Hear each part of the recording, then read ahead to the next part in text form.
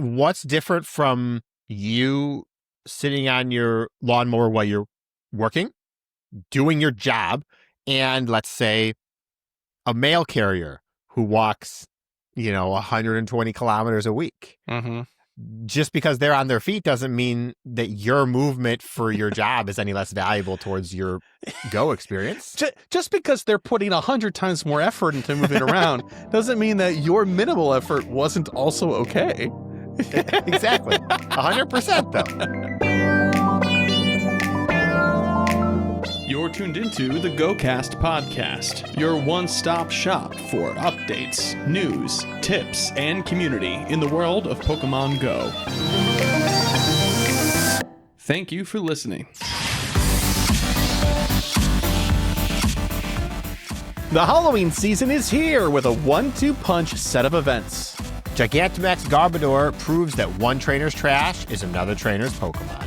And more on this episode of GOCast.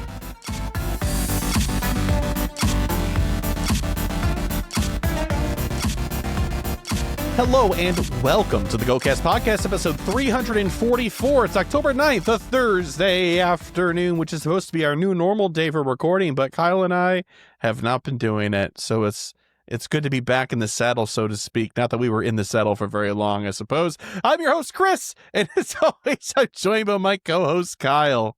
Hiya. Hey, Kyle, how you doing? Doing all right.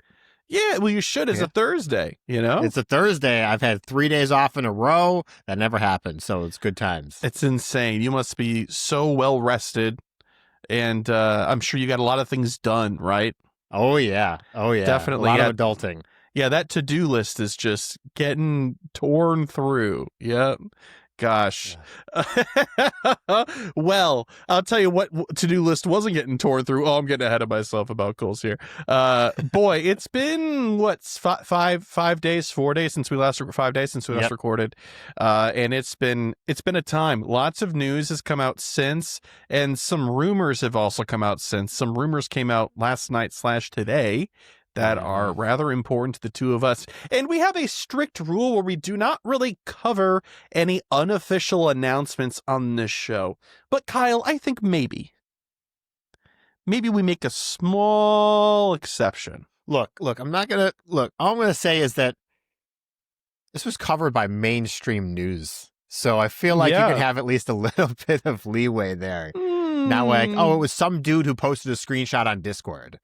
Yeah, I don't know, man. When you've been around the block as many times as I have, so have you. I'm surprised at your optimism, so that's what I'm trying to say. You know that sometimes the logical decision is not always the decision that's made, right? Yeah. So I am excited. I can't help but not be excited. Okay, let's clear the air really quick. What we're talking about is that, like, some like Kyle said, some mainstream news outlets put out some stuff a little early today that said, hey, GoFest 2026 is going to be in Chicago in Grant Park from June 5th through the 7th. We have since heard from Niantic through our channels that we're a part of. I should say nobody asked them. So this was given to us. So if you see verbiage of somebody being like, we asked and they told us this, that's not how it works. The statement that was given to everybody at the same time, all of us, was the Pokemon Go team is constantly talking with cities, parks, departments, and tourism boards around the world to identify potential host cities for Pokemon Go events. We recently received approval from the city of Chicago to bring Pokemon Go Fest back to the city. But we don't have further details to share this time. Please stay tuned to Pokemon Go channels for a future announcement on our plans for Pokemon Go Fest 2026. So they said that, and that's the official statement, yada, yada. The unofficial statement, though, which seems to be probably right, considering they're like, oh, yeah, that is. We're not going to say it's true, but we're going to act like it is that not only is it going to be back for this year, or 2026 next year, I suppose, but apparently they also signed a deal for 2 years. Yeah, that's the big one. That's like, wait a second. Yeah, 2027. So we are going to be behind the scenes going with the working knowledge that Chicago will be the location of the 2026 Go Fest. And with that in mind, we're going to plan stuff. So stay tuned to GOCast's channels for more information in the future, I suppose. Because we'll do a meetup and all that good stuff like we usually do. All right, cool. All right, that's put to bed. I'm sure y'all were like, oh, I bet those 2 Chicago boys are really excited. Yeah, we are. Especially because now maybe some people we haven't seen can be coerced to come to Chicago. Yes, that would be nice. I've already, man, today was filled with me texting people being like, so am I going to see you in Chicago or what? And a lot of people being like, well, I don't know. I'm like, well, figure it out, please. Figure it out. Come on down. We'll share a hot dog or deep dish pizza or something, whatever. Okay. Let's talk about our goals from last week. Ahead of us, we have the Rest of the Steel Skyline events and Mega Metagross Raid Day. So let's see what we did. Kyle, you had just put 2 very small goals for yourself, which was Giovanni the 3rd week in a row. Yeah, I did do that. Oh, great. It took 2 more days of daily balloons, by the way. Oh, my gosh. To get a CR. Finally. Yeah. Awesome. And then 250,000 experience. I did do that. I'm at 180.4. Excellent. 180 million.4. Excellent work. Oh, my gosh. Okay. So 2 out of 2 for you. Shoot for the moon, and sometimes you'll hit the moon. You might just sometimes you got to be realistic about that's right. your capabilities. It's absolutely right. For myself, 50 eggs hatched. I hatched like 28, man. I didn't do any last week. I really was slacking. What happened? So I don't know. I got to tell you, the past 2 weeks, I really haven't played as much Go as I normally would like to, which is a shame. As a result, shiny Duraludon, which I did do like 6 or 7 of them, which isn't a whole lot, but it's a fair amount. No shiny, unfortunately, so nothing there. And the Mega Metagross level 2, I didn't do this, not that I couldn't have, but I didn't because I forgot about it. And I'm just going to be very human with y'all. I just completely forgot, unfortunately, which is weird. I suppose if I wasn't human, maybe you wouldn't be listening to a podcast. Maybe it'd be kind of strange to hear me like bark if I was a dog or meow if I was a cat or Pika if I was a Pikachu, I suppose, to keep it relevant. So 2 ends of the spectrum here for sure. 2 out of 2 for you and 0 out of 3 for me, Mr. Kyle. Excellent work. You're an inspiration. It's been a rare time since you got a 0 out of 3. Yeah, that usually doesn't happen considering that at least one of these was so incredibly manageable. I just didn't do it. Yeah. So anyway, that's that. Okay, well, to bury my personal shame and to distance ourselves away from your glory and success, Kyle, let's get going into the news, shall we? Yo, what up? It's the news. We got a lot of spooky, scary stuff to cover. It's because it's Halloween time. Woo! Yay! I mean, ooh. Ooh. Okay, Halloween 2025 Part 1. There's 2 parts to the Halloween event. Let's talk about the first part. This will be from Tuesday, October 21st at 10 a.m. to Monday, October 27th at 10 a.m. local time. The debuts there will be Poltergeist and Sinistcha, the Matcha Pokemon that'll be making their debuts. Also, for the very first time in Pokemon Go, you'll be able to encounter Shiny Sinistea if you're lucky. Let the Shiny Sinistea with a, whatever the right mark is. Authentic mark. Let that hunt begin for several people. Event bonuses. Reach major milestones on your Go Pass Halloween 2025 to unlock the following bonuses. There will be a Go Pass Halloween. We'll talk about that next, but just bear with us. Tier 1 will have 2 times catch candy, and Go Pass Deluxe will have 3 times catch candy. Tier 2 has increased chance for Candy XL for catching Pokemon with named throws. Tier 3 is 2 times candy for transferring, increased chance to receive Candy XL for transferring. And if you got the Deluxe Pass, that's a 3 times candy for transferring, and an even greater chance to receive Candy XL for transferring Pokemon. Wild Encounters. They like to play as close to the vest again, I guess. I hate it. I can't stand it. You may encounter event-themed Pokemon in the wild, including Zorua, Hisuian Zorua, Grievard, and more. You might even encounter Sinistea. In raids, 1-star raids will feature Galarian, Yamask, Sinistea, and Poltergeist. 3-star raids will feature Alolan Marowak, Hisuian Typhlosion, the boy, and Hisuian Samurott. Shadow raids will be 1-star raids. Those will feature Shadow Yamask and Shadow Phantump. Field research task rewards. If you do those, you can, when they're available, you can earn a encounter with Sableye, Yamask, Zorua, Hisuian, Zorua, Litwick, Volibeye, Phantump, and Spiritomb. The Spiritomb is rare, but it is there. Kyle, rejoice. I mean, you can't have wait. your shiny. I'll find like 4, I'm sure. Yes, I'm sure. And they'll all be trash IVs. Yep, exactly. But you're going to silver pineapple them because you're a smart trainer. Because I have too many silver pineapps. That too. It's a demand and supply thing. Yeah. Complete certain field research tasks to earn mega energy for the following Pokemon: Gengar, Houndoom, Sableye, Banette, and Absol. There's new avatar items and stickers. The stickers are cool, but we have to take a moment to talk about this Poltegeist hat. Okay. Which might be the single most ridiculous thing I've seen in a while. Oh my God. Yes. It's awful. Yes. There are certain things in this world, Kyle, that exist solely for the meme ability. Solely for that. And I would like to elect the Poltegeist hat as one of those things. I just don't get it. Like, if it had just been like a crown type thing on just the top of your head with the poltergeist coming out of it, maybe, but like, yeah, it makes your head look like super fat. It's awesome. I love that. I think it's so funny.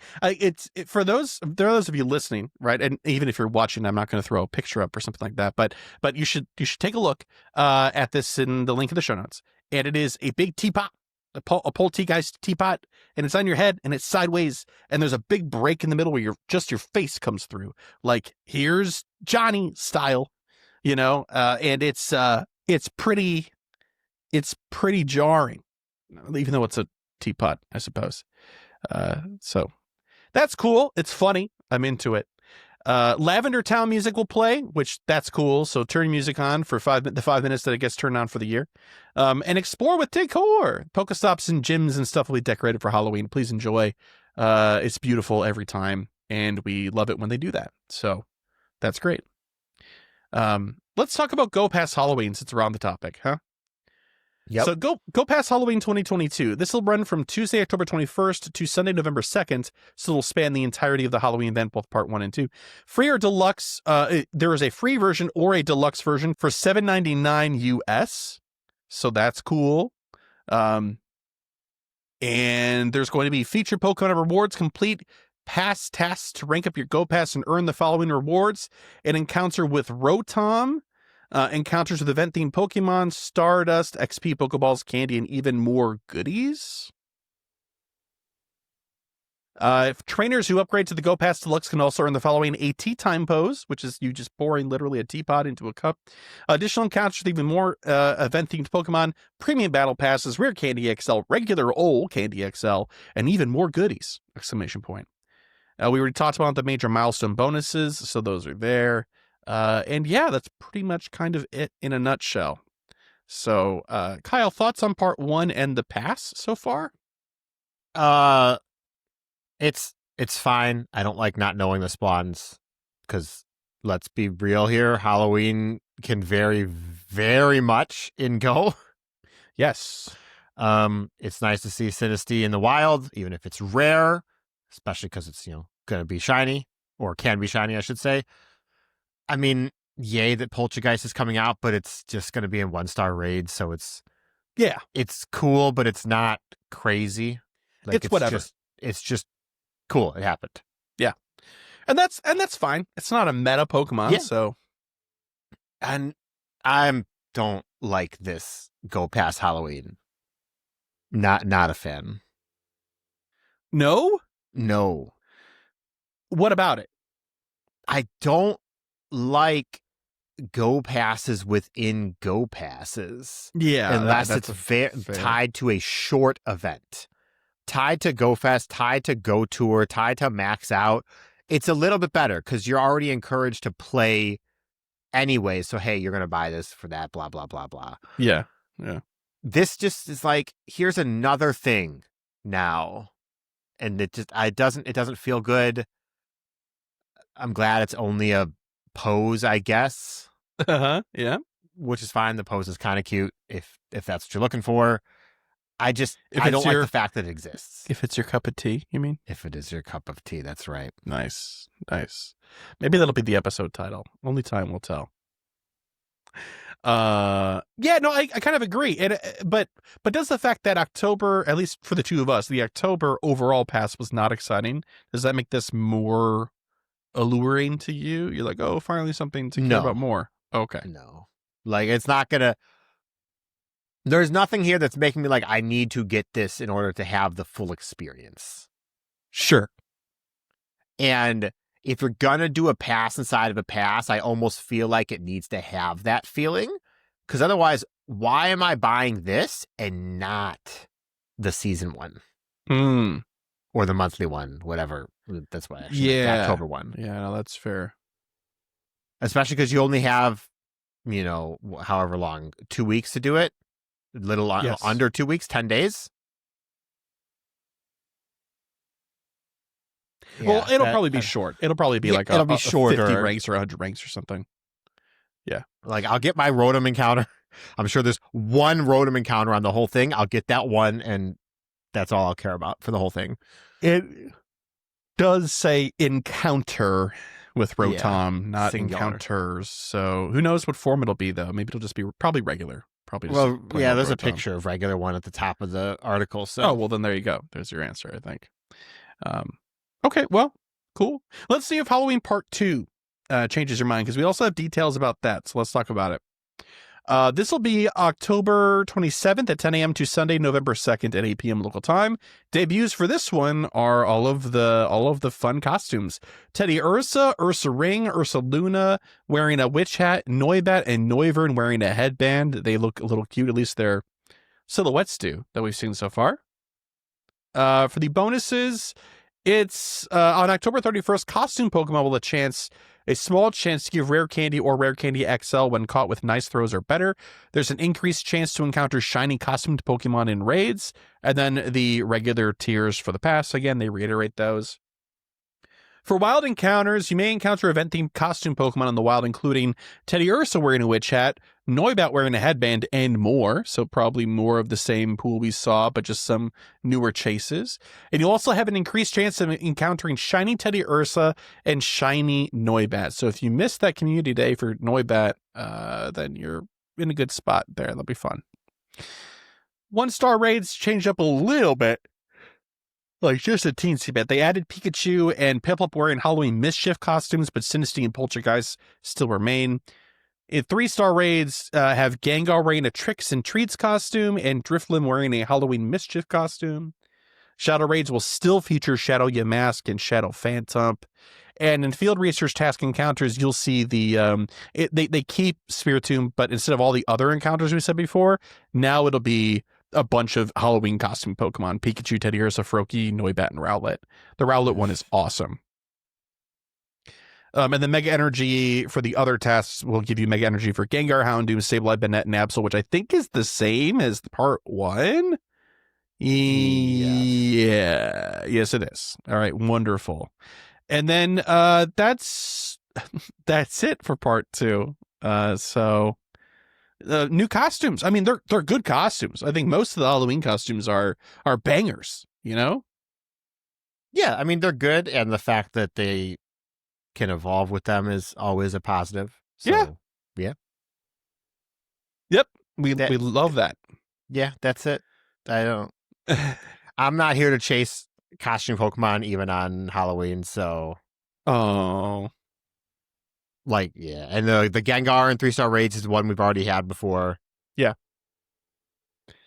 Yeah, if they wanted to get you get your ghost, so to speak, they had to put your ghost in a new costume. Yeah, exactly. Yeah. I mean,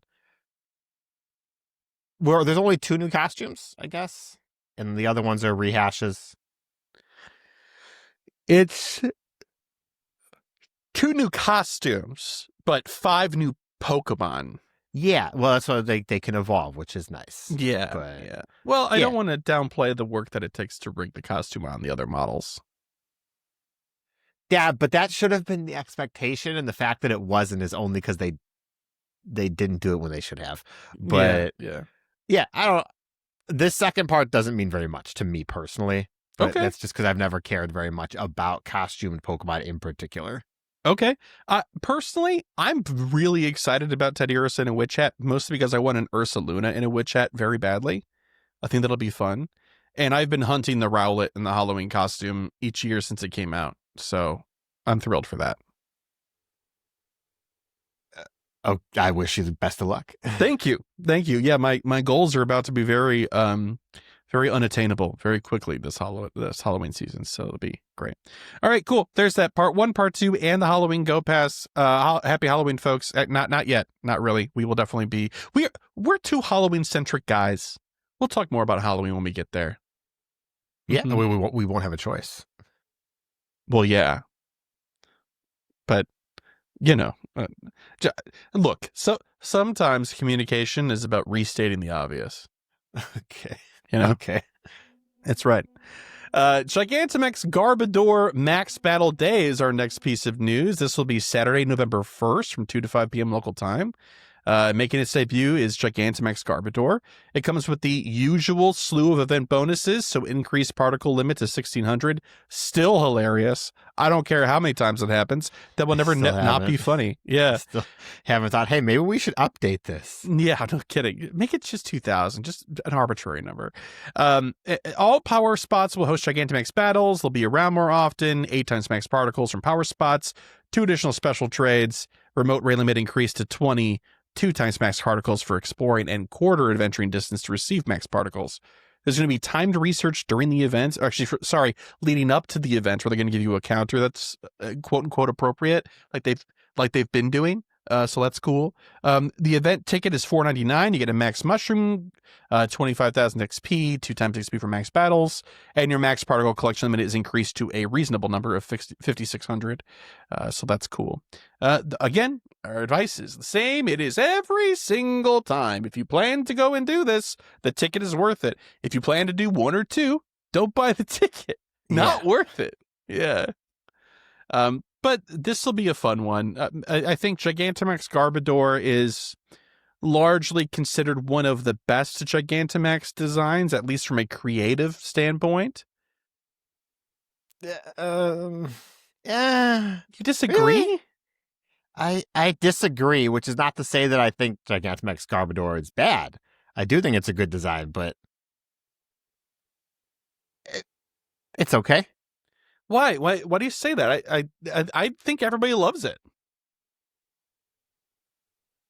I mean, it's a big mountain of trash. It's got a boat in it. It's cool. Yeah, I mean it's cool, but it's not. I don't know. It's like solidly in the middle tier of all of Gigantamaxes.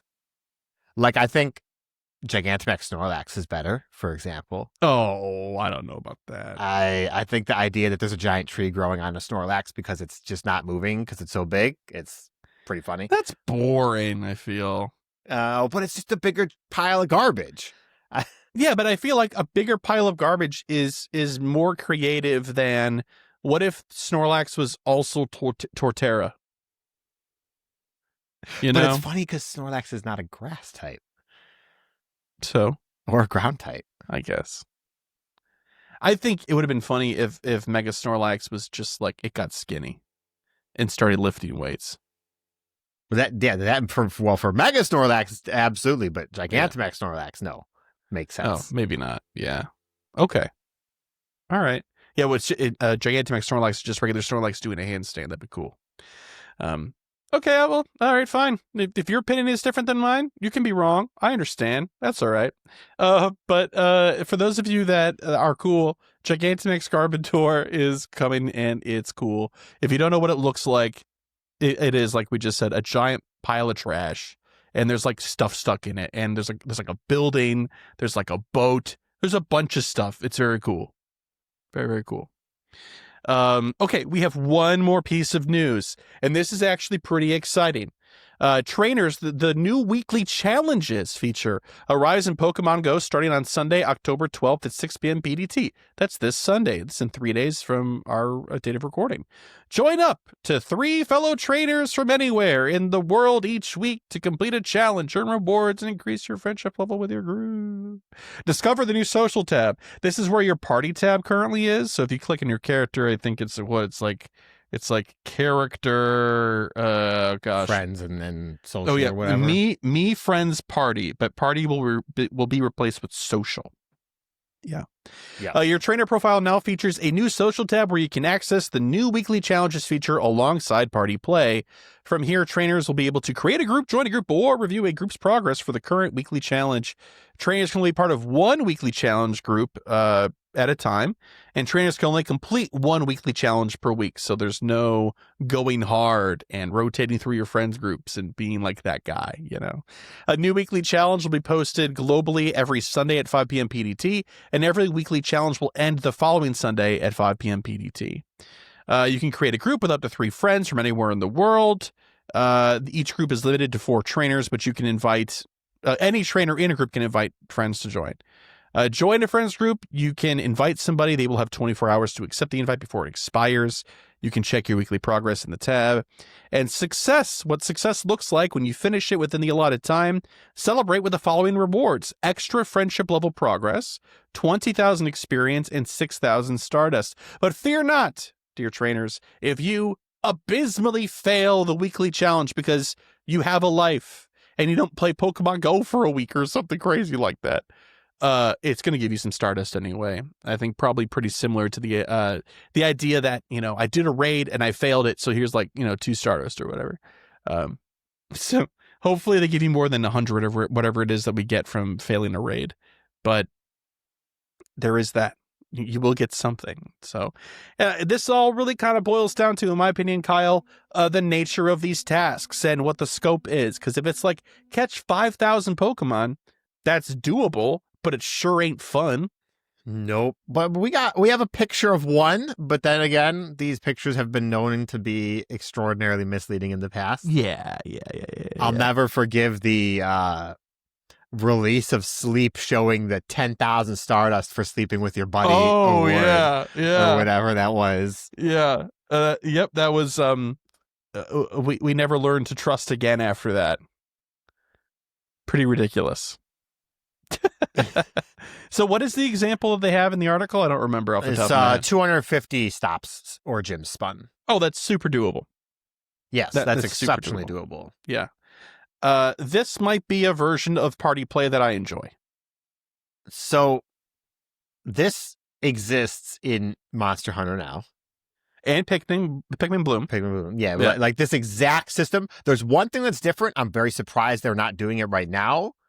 And it kind of feels weird to me, is you can pick how difficult you want it to be, and the reward changes based on that. So the idea that there could be a spin 250 Pokestops challenge, or there could be a catch 2,000 Pokemon challenge, and they both give the same reward, feels a little bit strange.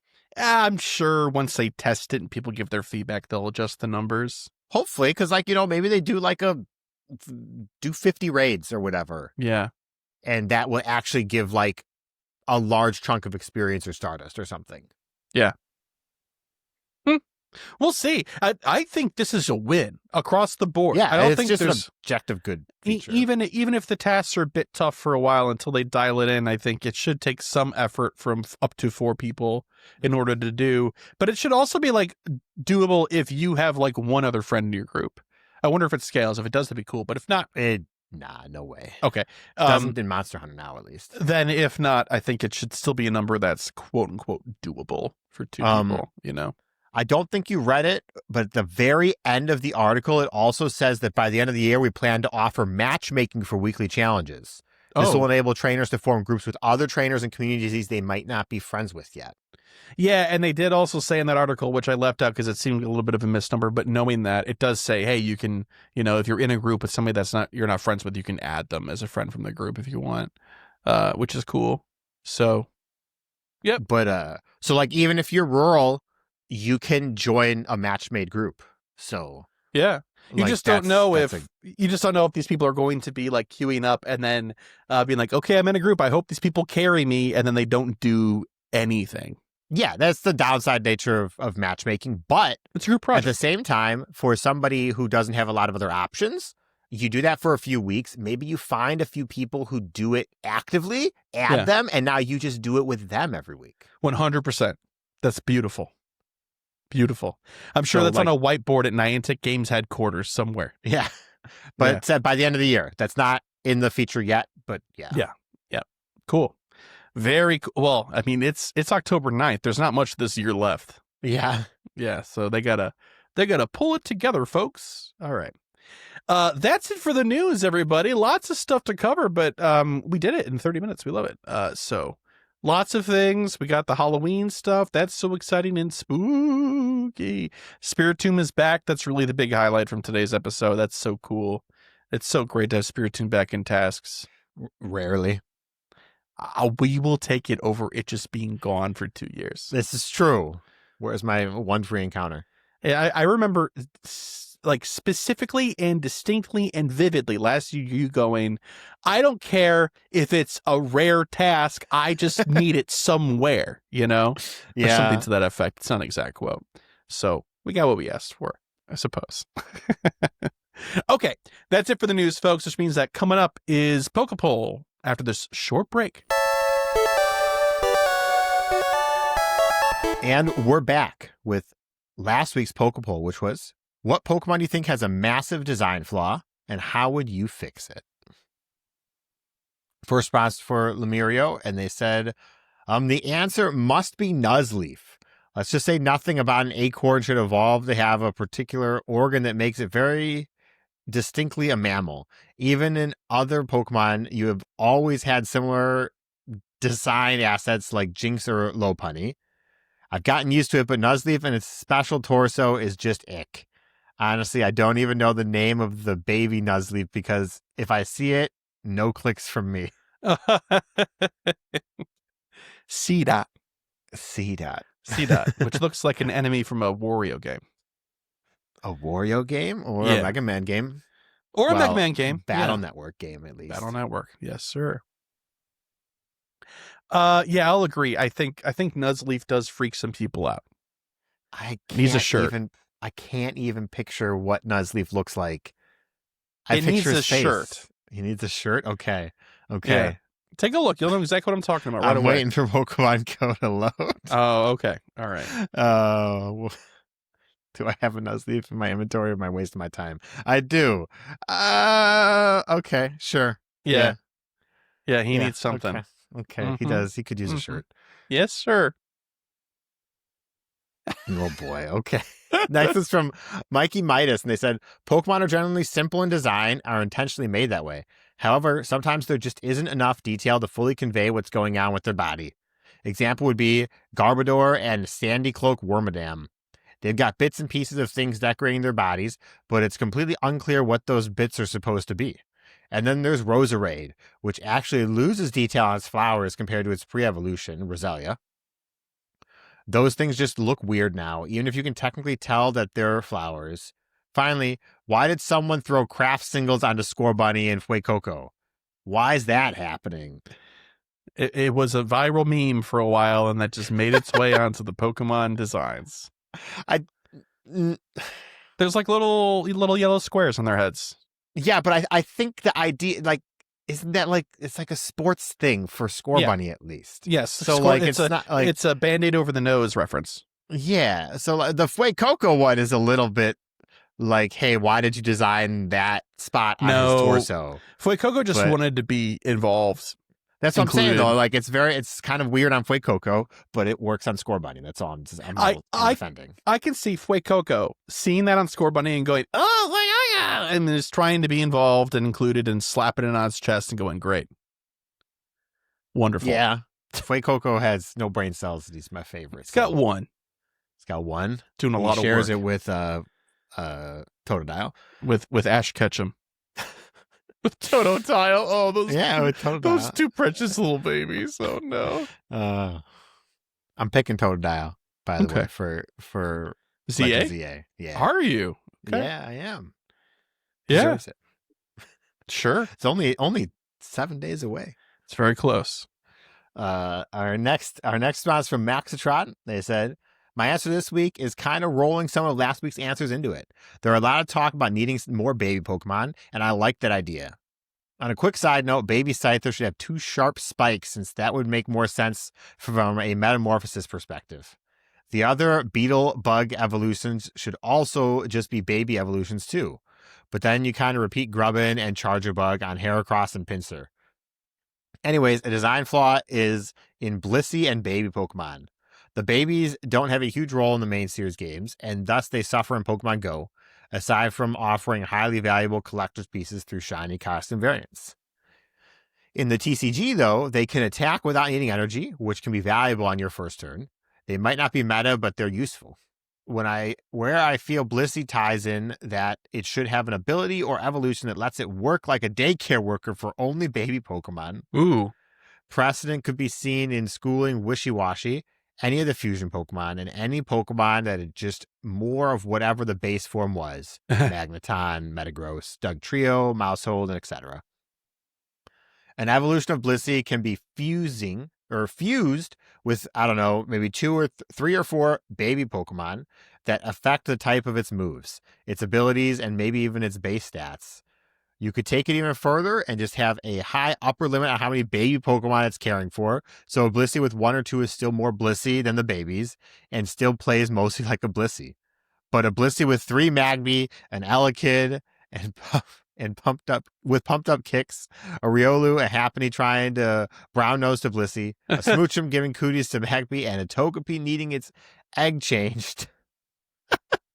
And Light Snack maybe has the Blissey more overwhelmed, and so its moves are constantly shift between Thunder Punch, Double Slap, Draining Kiss, Soft Boiled, Growl, Weep, Calm Mind, Nasty Plot, maybe something dark like Self-Destruct. Or just struggle. Just struggle. Yeah. Every time you use a move, there's a 25% chance you just use struggle. Struggle. That's right. I don't know. Sounds like a spin-off game now that I think of it, but seeing a Blissey with any number of baby Pokemon around it sounds fun. From this, I love the idea of like a Cookie Mama spin-off, but it's a Blissey taking care of baby Pokemon. Yes. I love the image of a Blissey with like 13 different baby Pokemon like hanging off of it as it's like going about its day is very cute. Yeah. Aw. Just looks like the Blissey's got like, you know, bags under its eyes and dark circles. Maybe you meet the Blissey in the new Ditto Pokemon game. Yeah. I don't remember what it's called right now, but Pokopia, I think, or something like that. Yeah, that sounds close enough. I'll take your word for it. I can't wait for Animal Crossing Pokemon, dude. It's gonna be so good. We'll see. Is it coming out on Switch 1? Maybe. Then I might play it. Okay. All right, next one's from Sound. They said, hi, Chris, Kyle, listeners. My design flaw would be Jinx. The design has its deeply rooted problems with Japan's approach to particular designs, along with it not really looking like the human-shaped Pokemon, as it's called in its dex entry. Supposedly, Jinx is based on the Yama-Uba yokai from Japanese folklore that lived in the mountains, hence the ice type, and would mess with their minds, psychic type, and would raise a pink skin child spirit called Kintoki time to time in stories, hence Smoochum. We already have several other yokai-inspired Pokemon in several generations as it is, but they get that flavoring in their dex entries and storytelling elements to be a little more obvious to their yokai inspirations, like Frostlass and Legends Arceus. Yeah. I propose instead of changing Kanto Jinx, they could reimagine, at this point, a regional variant to look more like the actual Yama-Uba it was inspired by, with a tattered kimono, maybe even more croon-like, with unkempt hair and a flower she protects because it contains her soul, like a lich. Ooh, a Maybe changing her type to Rock Ghost to reflect this Rocky Mountain monster yokai nature. There are many variants to the story about the Yama-Uba, so a Kanto Jinx and whatever this Ghost Rock Jinx would be would actually be valid for the yokai's legend. Just it would add more cultural context to Kanto Jinx on the whole. It wouldn't completely fix wouldn't completely fix Kanto Jinx. It would at least add more definable characteristics to the inspiration and peel away from the controversy that is the current design. We also really need a Rock Ghost. Currently, Rock is the only type that is yet to be paired with Ghost, so this could be an interesting way to bring it into play. Shiny vibes all, very respectfully, Sound. Sounds great to me. Also, the fact that we've had 3 opportunities for a Rock Ghost type, and they have just said no every single time. I will not get over it. Runerigus, man. Runerigus and Houndstone. Houndstone. It's in the name. Houndstone. And then you can argue for Golurk, but like ground type at least makes sense more than it does for Runerigus. Galarian Corsola? But it's dead. Like it's dead Coral Reef, so it makes sense that it's not Rock. If it was still alive, but you can make an argument. There's an argument there for sure. But there's no argument why Runerigus and Houndstone are not Ghost Rock. That's all I'm saying. They didn't wanna. That's not an argument. That's just the reason. Because I said so. That's still not an argument. Okay. Anyways, I mean, I'm all for like reimagining Jinx in another way like that. Yeah. That sounds awesome. That would be great. I think Jinx deserves a little bit of love because it's kind of like, I don't know, people aren't keen on Jinx, you know? It's a weird Pokemon. And I feel like without guidance, you think that it's like this other thing. You know, we don't really understand the reference here because it's not a cultural reference for us and it's not explicitly laid out. So we would all benefit. Yeah, and Jinx is another one of those Pokemon that probably could have used an evolution based on, I think, our question 2 weeks ago. Yeah. But a regional variant with an evolution a la Mr. Mime would go a long way, I think, to improving Jinx. 100%. Oh, definitely. Definitely. Yeah. Now, let's be very clear. It did not improve Mr. Mime, but I think it did. That was just poor design. What? You are so wrong, dude. I love Galarian Mr. Mime. I think it's wonderful. I think it's fun, but it's not a drastic improvement. Mr. Mime, though. It's still extraordinarily bizarre. Well, yeah, and Mr. Mime is bizarre. Exactly, but it's weird. We're going to move on to our last response. It's in the form of an email, and it's from Weeg, and they said, "Greetings, Chris and Kyle. The first thing that pops into my head when thinking about flawed Pokemon designs is Spoink. Its Pokedex entry reads, Spoink bounces around on its tail. The shock of its bouncing makes its heart pump. As a result, this Pokemon cannot afford to stop bouncing. If it stops, its heart will stop. When Spoink faints, does it just die? I still get some PTSD flashbacks as a kid to Pokemon Coliseum. When you knocked a bouncy pig out, it would dramatically stop bouncing, fall backwards, and its pearl would roll away. Pretty sure that's Pokemurder. I can't even say this now. Traumatizedly. Traumatizedly, Weeg. Traumatizedly. There's 2 D's. Okay. All right. Okay. We inventing words out here, although it doesn't have a red underline, so maybe it is it's red on my side. Oh, well, that's great. The answer is yes, that Spoink is technically dead. Yeah, canonically. Yeah, canonically. You have to get a new Spoink every time. You have to release it every time it faints. There's a lot of Pokemon like that in their dex entry. Yes. Yeah. Yeah. We have showcased many a horrific Pokedex entry here on this show on purpose several times over. But we'll have to try to find some spooky ones for Halloween. Maybe we could do that. We did that a few years ago. Maybe we'll have to do that again. Maybe there's some new ones. Maybe. Okay. But for this week's PokéPoll, we have Professor Oak has given you a license to employ a Pokemon as your personal assistant. What Pokemon do you hire for the job and why? Yep. Okay. I mean, so first thing that comes to mind is I want to employ a Psychic type Pokemon. Okay. Psychic type Pokemon know all the answers. Maybe like an Alakazam, 5,000 IQ. Just tell me all the answers. Or Yeah. like, the telekinesis would be very useful for just everyday things. Yeah. Very helpful. Yeah. But an Alakazam would also be like having an AI to work with that doesn't suck. Yeah, exactly. That it isn't wrong all the time. It doesn't hallucinate. Yep. I think my answer is Alakazam because that was my first thought. That's a good choice. But That's a very good choice. Great. I think mine would have to be Noctowl. okay. I'm a bit of a night guy. I like being awake at night. And so the Noctowl and I would just vibe. We'd chill out. But I also love flying Pokemon, and I think Noctowl is big enough that it can pick me up. So that would be cool. And then also when I'm flying my drone around for work, it could run interference, so it can help me not crash into trees because it has happened. So that's cool. I feel like it'd be very, very helpful Pokemon. Plus a giant owl is just really cool.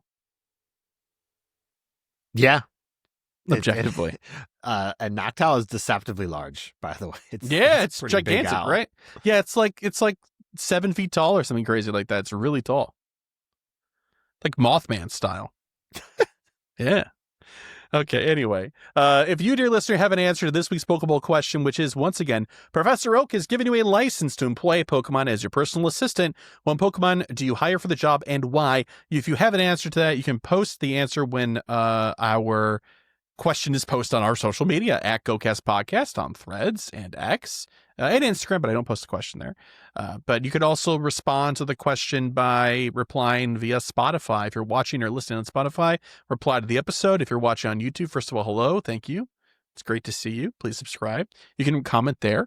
You can also leave a reply in our Discord if you're a patron of ours, in our patron exclusive Discord, in a PokéPoll exclusive channel called PokéPoll, where we pull most of our responses from as a top priority to read on the show. So you can do that. More about Patreon a little bit later. And you can, of course, send it to us the old-fashioned way via email, which is mail@gocastpodcast.com, or you can call our voicemail line and leave a voicemail to 262-586-7717. And speaking of emails and voicemails, Mr. Kyle, where are we? It's time for emails. That's right. And one voicemail from Saramanda. Let's play that. Hey GoCast, it's Saramanda here. So I just want to say I too am also a bit disappointed by the October premium track of the Go Pass, but also, you know what, it's fine. It's kind of like how every event doesn't need to be super exciting to me. I can skip the ones that I'm not interested in. So I'm just not going to spend money for the first time ever on the premium monthly pass. Whoa. That being said, the main reason I end up buying the premium pass is I like being able to hold 40 gifts when I'm traveling, and I'm not traveling anywhere this month. So, you know, that's less compelling to me. No fault of the game. It's another perk is I like the extra max particles you get in the pass.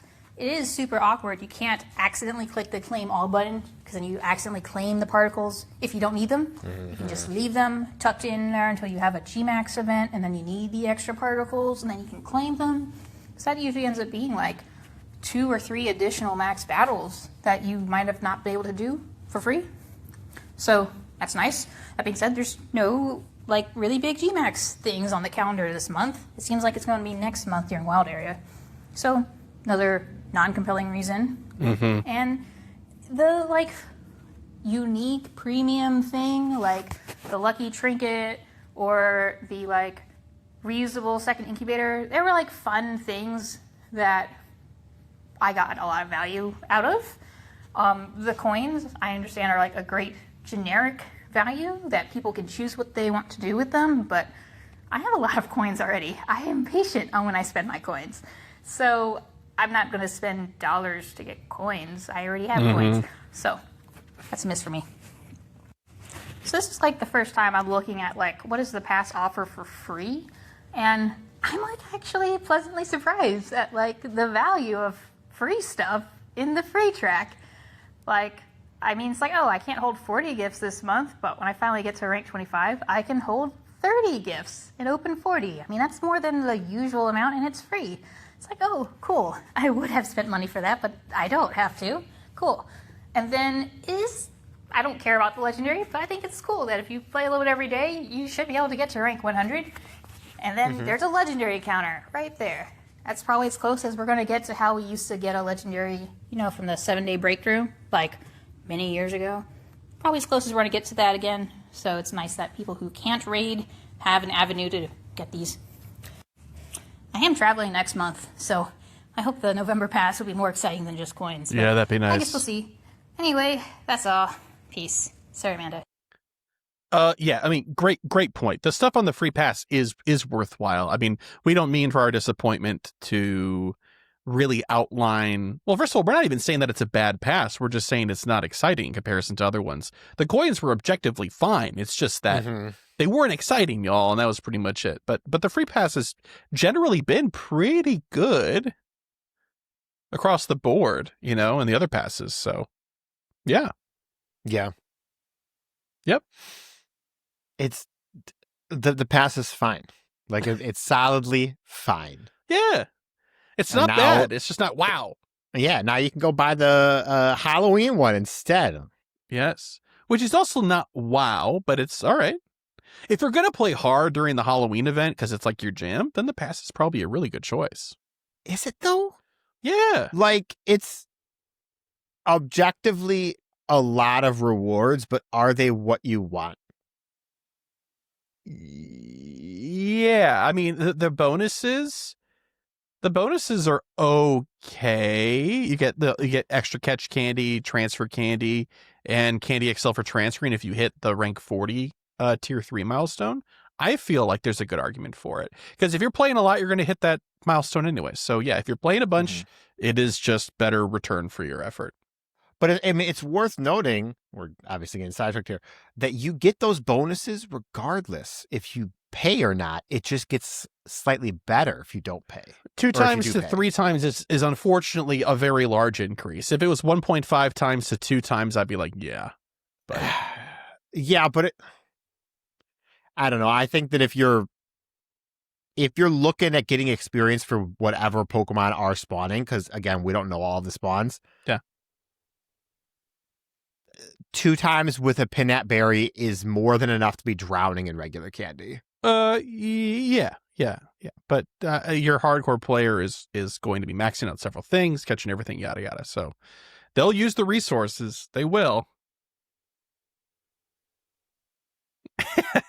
You'll be held up by XL candy long before you need more regular candy. Well, you're in So- luck because the milestone reward at level 40 gets you Candy XL for transferring a chance, and it's even better with the deluxe pass. So Yeah, but that's what I'm saying is that it only gets better. It's already a bonus without spending money. I'm Just just saying they haven't yeah, they haven't made it very incentivized to buy it. But That's all I'm if saying. if the difference between if you transfer 10 and 2 of them give you XL on the free and 5 give you XL on the premium, huge difference.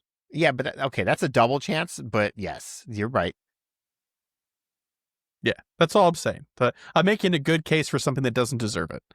That you're not going to buy, right? I'm going to buy it, yeah. Oh my God, you don't Yeah, need we'll it. see. You Man, don't need it. I'll tell you what, I haven't finished two the researches in the past 2 weeks. That would have otherwise gone on my list of, like 300 or 400, whatever it is, or 500 things. And I feel okay about it. Wild change. all We'll right. see. We'll see. Okay. We do have an email as well. Kyle read a bunch of really long PokéPoll responses, so I'm gonna give him a break. This one is from Weeg. Also, I wanted to turn to read something from Weeg. This email says, "Greetings again, Chris and Kyle. For my email this week, I'd like to pick your brains about, quote, cheating, unquote, in Pokemon Go.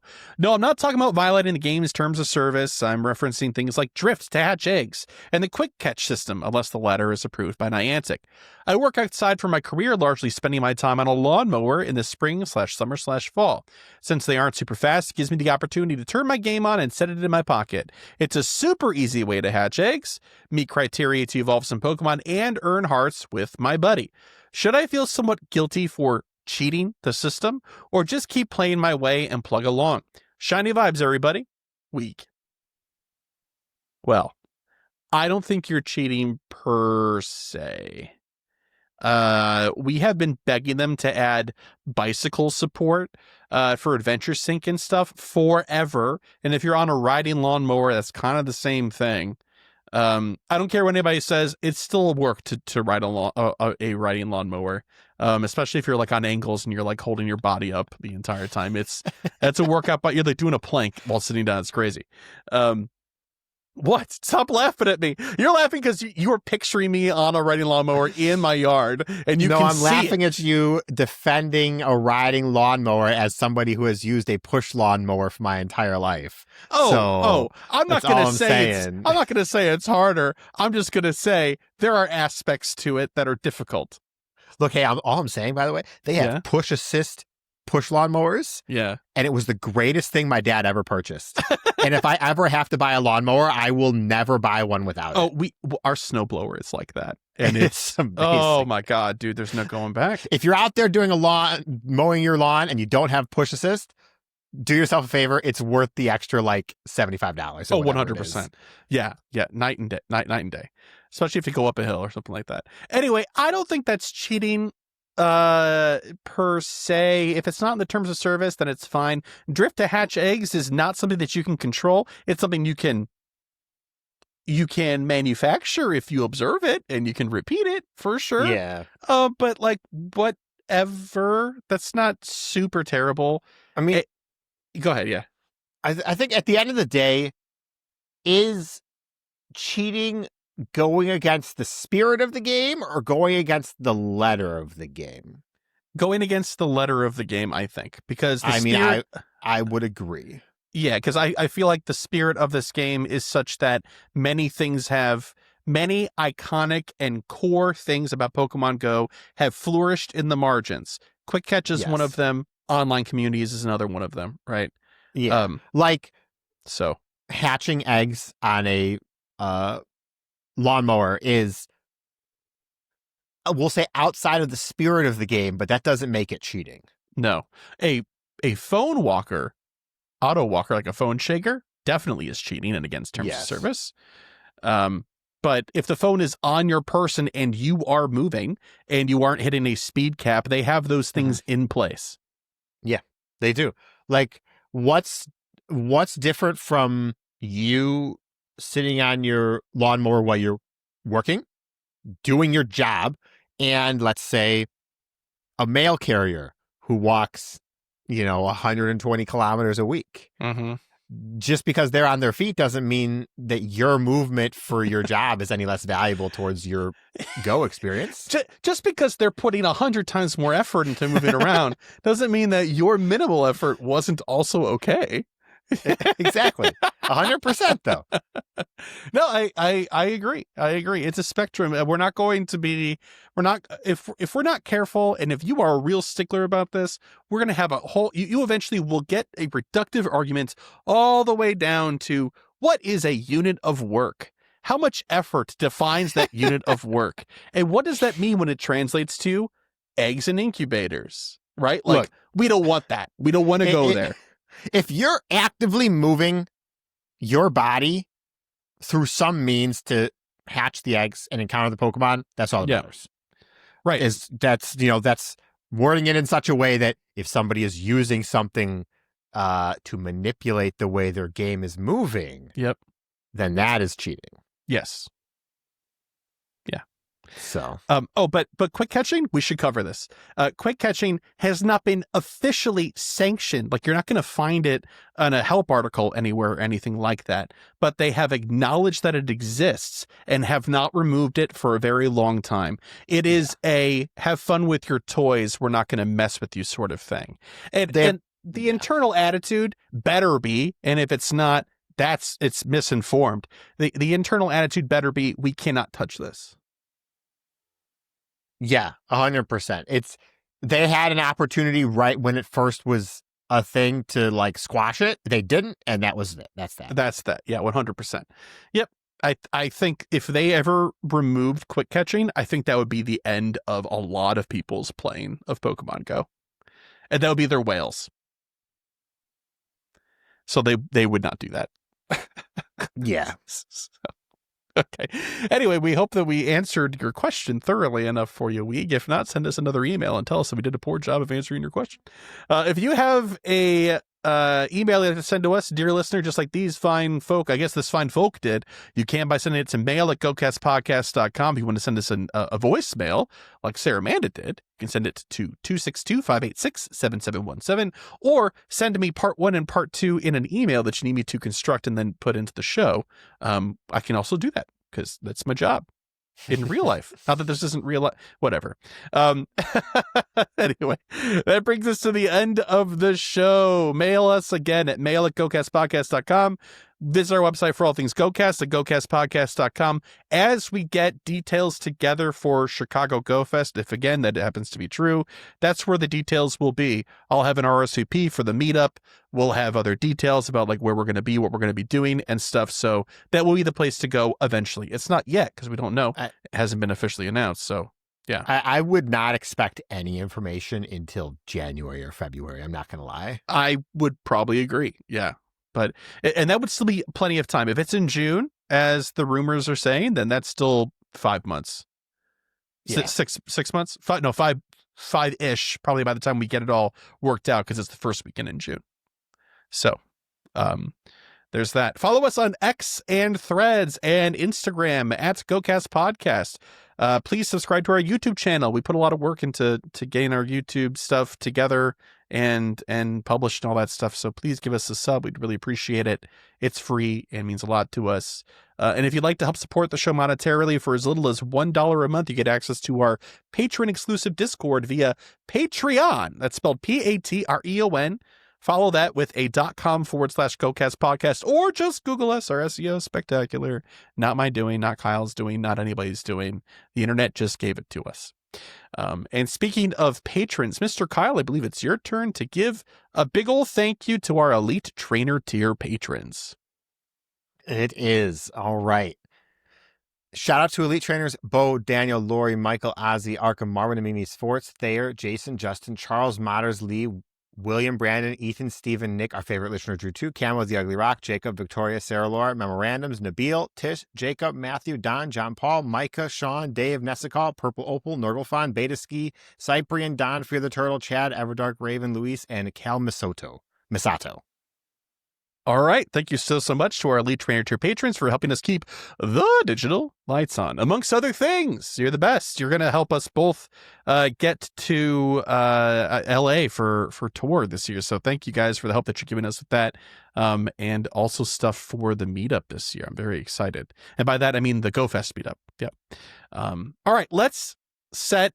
Oh, I completely forgot. Please leave us a review. If monetary support's not a thing you can do, please leave us a review. I recently got access back to being able to see reviews on Apple. They figured it out, so I'll start reading some stuff again, maybe next episode. So if you've been waiting to leave a review until you get credit for it, now's the time. Please do. Okay, we got to set some goals, and then we are out of here, Mr. Kyle. We got the Harvest Festival starting tomorrow on Friday. Solosis Community Day is this Sunday. And then before we record next is going to be the leveling update on October 15th. Oh, that's right. Oh, my gosh. There's so much stuff happening.